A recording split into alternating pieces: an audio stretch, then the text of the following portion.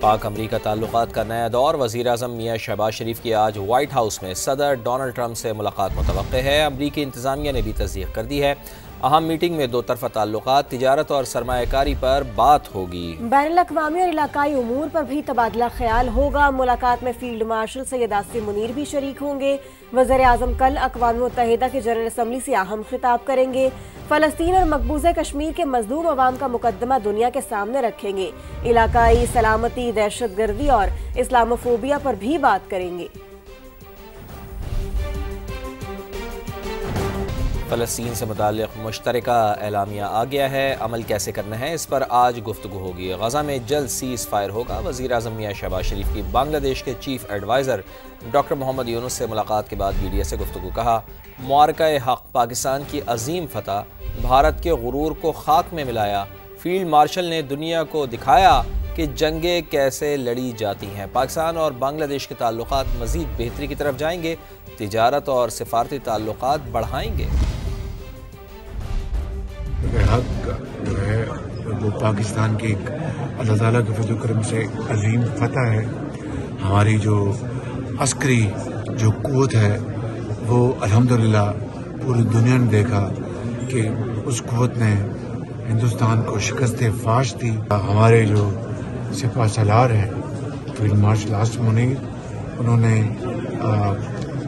Lead from the front, اور انہوں نے لیڈرشپ کے اعلیٰ ترین انہوں نے جو پیمانے پہ پوری دنیا کو دکھایا کہ کس طرح جنگیں لڑی جاتی ہیں۔ عوامی جو ہمارے تعلقات ہیں ان میں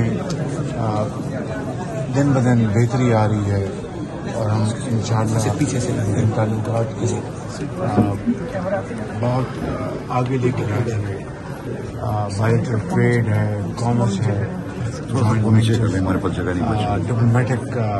ریلیشن، ان سب کو انشاءاللہ ہم مل کر ہم بڑھائیں گے۔ اور ڈاکٹر یونس صاحب کی بھی مجھے بڑی اسٹرانگ انہوں نے یہ کمٹمنٹ دی ہے۔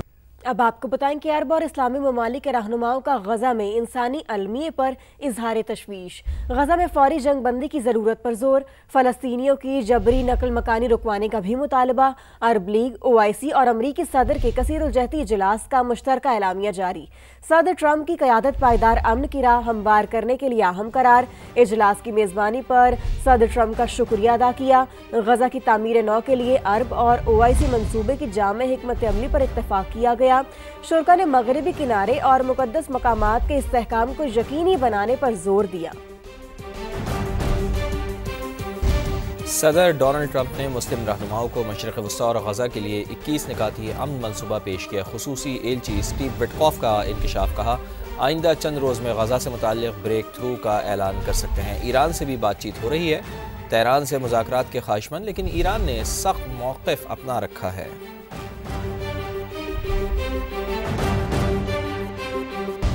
قرض پر قرض لے کر مسائل حل نہیں ہو سکتے، عالمی برادری ماحولیاتی فائنانس کے وعدے پورے کرے۔ وزیر اعظم شہباز شریف کا اقوام متحدہ میں ماحولیاتی کانفرنس سے خطاب، کہا کہ حالیہ بارشوں اور سیلاب میں 50 لاکھ سے زائد افراد متاثر ہوئے، 4100 دیہات تباہ، 1000 سے زائد جانیں ضائع ہوئیں، گرین انرجی اور متبادل توانائی پر منتقلی کی کوشش کر رہے ہیں۔ قرض پر قرض لے کر مسائل حل نہیں ہو سکتے، عالمی برادری ماحولیاتی فائنانس کے وعدے پورے کرے۔ وزیر اعظم شہباز شریف کا اقوام متحدہ میں ماحولیاتی کانفرنس سے خطاب، کہا کہ حالیہ بارشوں اور سیلاب میں 50 لاکھ سے زائد افراد متاثر ہوئے، 4100 دیہات تباہ، 1000 سے زائد جانیں ضائع ہوئیں، گرین انرجی اور متبادل توانائی پر منتقلی کی کوشش کر رہے ہیں۔ قرض پر قرض لے کر مسائل حل نہیں ہو سکتے، عالمی برادری ماحولیاتی فائنانس کے وعدے پورے کرے۔ وزیر اعظم شہباز شریف کا اقوام متحدہ میں ماحولیاتی کانفرنس سے خطاب، کہا کہ حالیہ بارشوں اور سیلاب میں 50 لاکھ سے زائد افراد متاثر ہوئے، 4100 دیہات تباہ، 1000 سے زائد جانیں ضائع ہوئیں، گرین انرجی اور متبادل توانائی پر منتقلی کی کوشش کر رہے ہیں۔ قرض پر قرض لے کر مسائل حل نہیں ہو سکتے، عالمی برادری ماحولیاتی فائنانس کے وعدے پورے کرے۔ وزیر اعظم شہباز شریف کا اقوام متحدہ میں ماحولیاتی کانفرنس سے خطاب، کہا کہ حالیہ بارشوں اور سیلاب میں 50 لاکھ سے زائد افراد متاثر ہوئے، 4100 دیہات تباہ، 1000 سے زائد جانیں ضائع ہوئیں، گرین انرجی اور متبادل توانائی پر منتقلی کی کوشش کر رہے ہیں۔ وزیر اعظم میاں محمد شہباز شریف نے پاکستانی معیشت پر حالیہ بدترین سیلاب کے اثرات کو IMF کے جائزے میں شامل کرنے کا مطالبہ کر دیا ہے۔ نیو یارک میں ہوئی اہم ملاقات میں عالمی مالیاتی ادارے کی ڈائریکٹر نے کہا کہ متاثرین کی بحالی کے مؤثر اقدامات کے لیے نقصانات کا تخمینہ اہم ہے۔ کرسٹالینا جارجیوا سمیت ورلڈ بینک کے صدر اجے بانگا نے بھی پاکستان کی مسلسل حمایت جاری رکھنے کا یقین دلایا ہے۔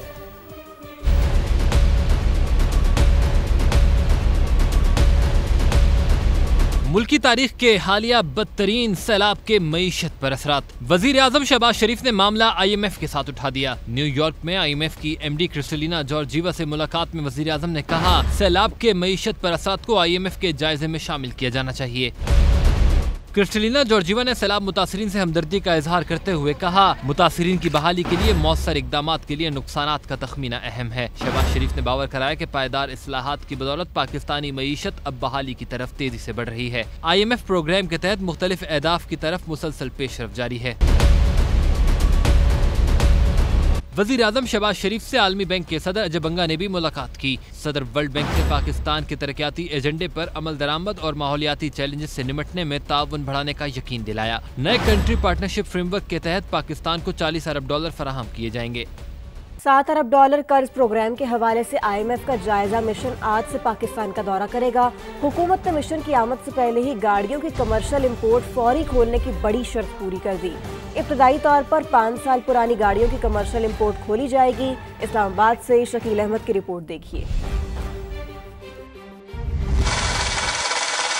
$7 ارب کے قرض پروگرام کی اگلی قسط لینے کے جتن۔ IMF کی جائزہ مشن کے دورہ پاکستان سے پہلے ہی بڑی شرط پوری کر دی گئی۔ گاڑیوں کی کمرشل امپورٹ فوری کھولنے کا فیصلہ۔ IMF نے تمام رکاوٹیں 30 ستمبر تک ختم کرنے کی ڈیڈ لائن دی تھی۔ امپورٹ پالیسی آرڈر 2022 میں ترمیم کے ذریعے ابتدائی طور پر ماحولیاتی اور حفاظتی معیارات سے مشروط 5 سال پرانی گاڑیوں کی کمرشل امپورٹ کھلے گی۔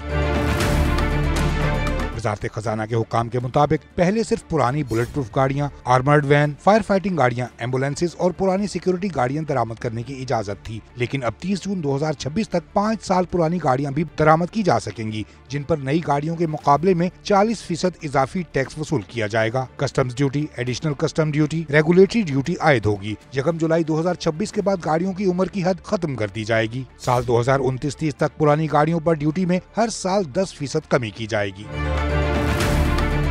دوسری جانب IMF کا جائزہ مشن 2 ہفتے کے لیے آج پاکستان پہنچ رہا ہے۔ مشن سے پہلے مرحلے کے تکنیکی مذاکرات میں جنوری سے جون 2025 تک کا ڈیٹا شیئر کیا جائے گا۔ رواں مالی سال کی پہلی سہ ماہی کی کارکردگی پر بحث ہوگی۔ دوسرے مرحلے کے پالیسی مذاکرات میں وزیر خزانہ محمد اورنگزیب بھی شرکت کریں گے۔ مذاکرات کی کامیابی پر $1 ارب کی اگلی قسط ملے گی۔ کلائمیٹ فائنانسنگ پروگرام کی فنڈنگ بھی EFF کی کارکردگی سے مشروط ہے۔ FBR کا ٹیکس گوشواروں میں جائیدادوں کی کم مالیہ ظاہر کرنے والوں کے گرد شکنجہ کسنے کا فیصلہ۔ ٹیکس ریٹرن جمع کرانے کی ڈیڈ لائن سے چند روز قبل انکم ٹیکس ریٹرن فارم میں بڑی تبدیلی کر دی گئی ہے۔ اب اثاثوں کی مارکیٹ ویلیو ظاہر کرنا لازمی قرار دے دیا گیا ہے۔ مزید جان لیتے ہیں اسلام آباد سے سماجی نمائندہ خصوصی شکیل احمد ہمارے ساتھ موجود ہیں۔